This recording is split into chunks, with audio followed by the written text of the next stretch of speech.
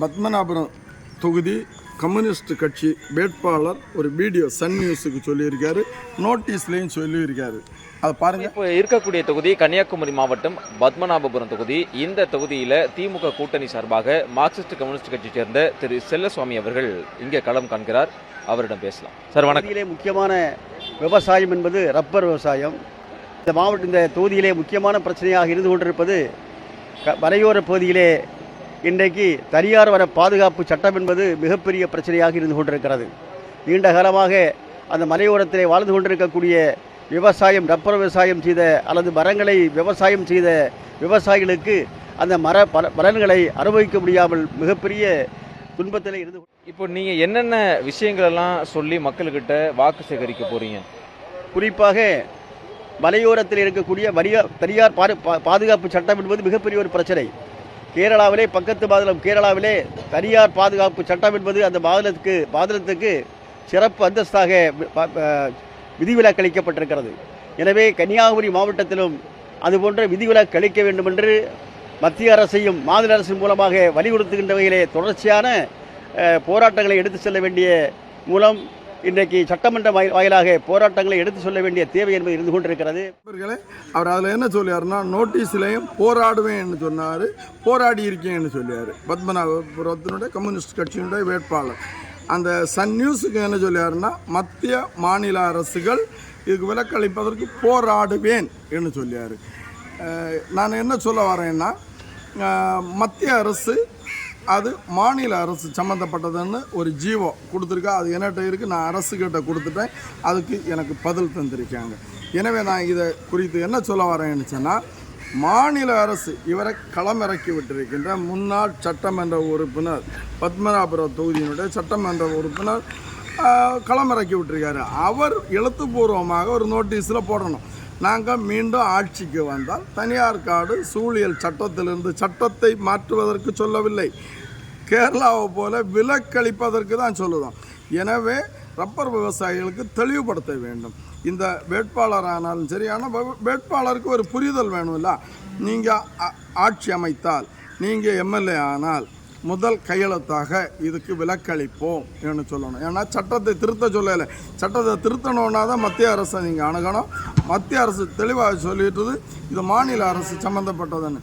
இதை ஏன் நான் மீண்டும் மீண்டும் வலியுறுத்துகின்றேன் என்று சொன்னால், மீண்டும் இந்த அரசு தான் இந்த மனிதனை களமிறக்கி விட்டிருக்கிறது. முன்னாள் மரியாதைக்குரிய கம்யூனிஸ்ட் கட்சியினுடைய பார்லிமெண்ட் உறுப்பினராக இருந்த பெல்லார்மின் அவர்கள் போராட்டத்தில் இவங்க கெட்டிக்காரங்க காங்கிரஸ் கட்சியினுடைய வாக்குகளை எல்லாம் வாங்கிட்டு மணிமேடையில் போய் நின்று முதல் நாளை போராடி சட்டையை கிழிச்சிட்டு நின்னார்.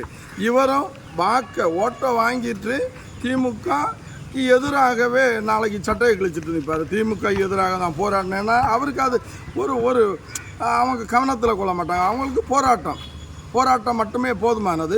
ஒரு நாள் 10-50 பேரை கொண்டு விட்டாங்க. ஏன்னா 5 ஆண்டுகள் வீணாக போயிடும். அதனால தான் நான் இந்த தடவை இந்த களத்தில் இறங்கி நின்னேன். அதை தொழில்நுட்பத்தை பயன்படுத்தி என்னை வெளியில் பண்ணியிருக்காங்க. அதுக்கு நான் கேள்வி கேட்பேன். அது அடுத்த கட்டம். ஏன் என்ன சொல்ல வரேன்னு சொன்னால், ரப்பர் விவசாயிகளுக்கு இப்போ ஆட்சியில் இருந்து கொண்டு இருக்கின்ற திராவிட முன்னேற்ற கழகமும் இவரும் சேர்ந்து தெளிவான எழுத்துப்பூர்வமானது கொடுக்கணும். நாங்கள் ஆட்சிக்கு வந்தால் ரப்பருக்கு விலக்களிப்போம், இவ்வளோ ஒரு வார்த்தை சொன்னால் போகிறோம். அது சொல்லியாச்சுன்னா கட்டாயம் ரப்பர் விவசாயிகள் உங்களுக்கு ஓட்டு போடுவாங்க, நீங்கள் வெற்றி பெறுவீர்கள். சொல்லாமல் நாங்கள் போராடுவேன்னு சொன்னால் அது யாருக்கு ஓட்டு போடணும் என்பது எபனேசர் ஒரு சில நாட்களில் சொல்லுவேன். இது அவங்க யார் அது இந்த அச்சீவ் நாங்கள் பண்ணுவோம்னு சொல்லுவாங்களோ அவங்களுக்கு அது எவ்வளோ சதவீதம் ஓட்டு அவங்களுக்கு கொடுக்காங்கன்னு தெரியாது. ரப்பர் விவசாயிகள் பாதிக்கப்பட்டிருக்காங்க. தெளிவாக நீங்கள் இந்த ரப்பர் விவசாயிகள்கிட்ட ஓட்டு கேட்க போகும்போது உண்மையிலே அவங்க உங்கள்கிட்ட கேட்டுட்டு இருப்பாங்க, ரப்பருக்காக நீங்கள் என்ன செய்தீங்க, இல்லைன்னா இனி என்ன செய்ய போகிறீங்கன்னு உள்ளது. எனவே வரக்கூடிய நாட்களில் நீங்கள் உங்களை தெளிவுபடுத்தி கொள்ளுங்கள். இன்னும் ஒன்று சொல்லேன், 100 கோடி 150 கோடி ஆர்பருக்கு ஏற்கனவே அங்கே ஒரு ஆர்பர் இருக்குது. அதை தாண்டியும் 150 கோடி ரூபாயில் ஆர்பர் அமைக்காங்க மீனவர்களுக்கு. ஏற்கனவே மரியாதைக்குரிய விளாவங்கோடு எம்எல்ஏ, இதுக்கு முன்னால் இருந்த எம்எல்ஏ இப்போ குளச்சலில் நிற்காங்க. அவங்க சட்டமன்றத்தில் சட்டமன்றத்தினுடைய மையப்பகுதியில் நின்று முதல்வருக்கு திசை மாற்றி விட்டாங்க. நம்ம ஓட்டை வாங்கிட்டு காமராஜருடைய தொண்டர்களுடைய ஓட்டை வாங்கிட்டு ரப்பர் விவசாயிகளுக்கு 5 ஏக்கருக்கு கீழே இருப்பவர்களுக்கு விலக்களிச்சிருக்குன்னு சொல்லிட்டு அங்கே சொல்லி நன்றி சொன்னாங்க. எவ்வளவு பெரிய சதி! இவங்க தான் போய் குளச்சலில் நிற்காங்க. இந்த காமராஜருடைய வம்ச வழி வந்தவர்கள் தான் இவங்களுக்கு ஓட்டு போடணும். ஓட்டு போட்டால் தான் வெற்றி பெற முடியும். இப்போவும் ஒரு வாய்ப்பு கொடுக்குறேன். அந்த மக்கள்கிட்ட நீங்கள் மன்னிப்பு கேளுங்க. இப்படி தவறாக ரப்பர் விவசாயிகளுக்கு எதிராக மைய மண்டபத்தில் நான் ஒரு தவறை சொல்லிட்டேன். அதுக்கு மன்னித்து கொள்ளுங்கன்னு சொல்லுங்கள். மன்னிப்பது மனித இயல்பு. நீங்கள் மன்னிக்காத பட்சத்தில் உங்கள் சமூகத்தை சார்ந்த ஏற்கனவே ஆர்பர் வச்சுருக்கக்கூடிய ஒரு நபர் அங்கே விஜய் கட்சியில் நிற்காங்க. அவங்களும் உங்களோடு நெருங்கி வந்து கொண்டு இருக்காங்க. இது கருத்து கணிப்புகள் எங்களுக்கு தருகின்றது. நீங்கள் இந்த சமூகத்தை அடக்கிட்டு அந்த ஒதுக்கீடில் நீங்கள் ஒதுக்கீடில் தான் இன்றைக்கி வந்திருக்குதியா. பெண்கள்னா இல்லை மீனவர் சமூகம்னு சொல்லி ஒதுக்கீடில் தான் குளச்சலில் இறங்கி இருக்குதியா. என்னுடைய சமூகம் உங்களுக்கு ஓட்டு போடணும்னா நீங்கள் மன்னிப்பு கேட்டே தீரணும். அது எபனேஸ்வருடைய கோரிக்கை. இனி ஒன்று சொல்லேன். நாகர்கோவிலில் நாகராஜ தொடரில் மரியாதைக்குரிய பத்மநாபபுரம் தொகுதியினுடைய முன்னாள் சட்டமன்ற உறுப்பினர் என்ன சொன்னார்னா 35 விழுக்காடு நாங்கள் சப்சிடி குடிக்கணும்னு சொன்னார். எதுக்கு? ரப்பர் தொழிற்சாலை உருவாக்குவதற்கு. நான் ஒரு சிஸ்டத்தை சொல்லேன், வெளிப்படையாக சொல்லேன். மெர்கண்டைல் வங்கியை போல இந்த அமைப்பு காமராஜருடைய இந்த சமூகம் என்ன செய்ய போகுது? வரக்கூடிய நாட்களில் 1000 கோடி ரூபாய் நிதி திரட்ட போகுது. ஒரு சிஸ்டத்தை கொண்டுற போது நான் கட்டாயமாக என்னுடைய ஒரு விவசாயி பேங்க்லேருந்து ஓடி வாங்கியாவது கொடுத்துருவேன் 1 கோடி ரூபாய். அதே மாதிரி இவருக்கும் விருப்பம் உண்டான இந்த யார் முன்னாள் சட்டமன்ற உறுப்பினருக்கு 10 கோடி ரூபாய் எல்லாம் கொடுக்கலாம். ஏன்னா 10 ஆண்டுகள் மந்திரியாக இருந்தார். பல்வேறு நாடுகளில் இவங்க முதலீடு பண்ணியிருக்கு. அவங்க ஐடி ஃபீல்டை பற்றி என்னன்னு தெரியும். ஒரு அமெரிக்கா கூட ஒரு ஒப்பந்தத்தை செய்யணும். இந்த குமரி மண்ணில் இருக்கக்கூடிய ரப்பருக்கு அது இழுவைத்தன்மை அதிகம்.